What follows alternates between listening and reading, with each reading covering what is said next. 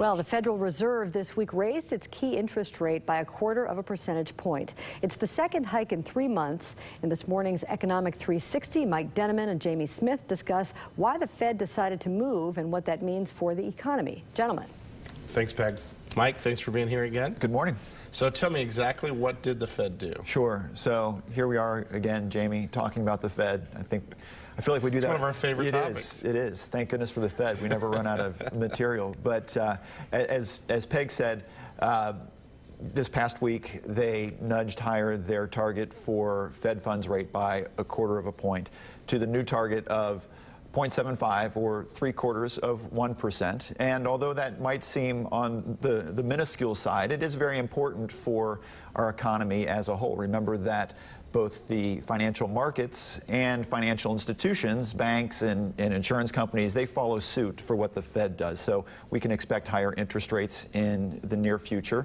Again, this was also, as Peg said, a second recent move. They made an adjustment in December as well. Although this time around it was pretty well expected that they would do this. The Fed telegraphed it pretty well, and at least as far as the Fed is concerned, this was as close to a sure thing as you can get. So now, is it good news or is it bad news? Well, I would say in a general sense it is good news, although there are certainly downsides to higher interest rates, particularly if you're a borrower, for instance. But in the grand scheme of things, what this suggests is that our economy is getting healthier. Remember that the Fed guides interest rates lower when the economy struggles, and they guide them higher when the economy is improving. So again, to have a second move here in just 3 months suggests that, at least as far as the Fed is concerned, our economy is really getting much better. Okay, my favorite question to ask you every time, what does that mean going forward?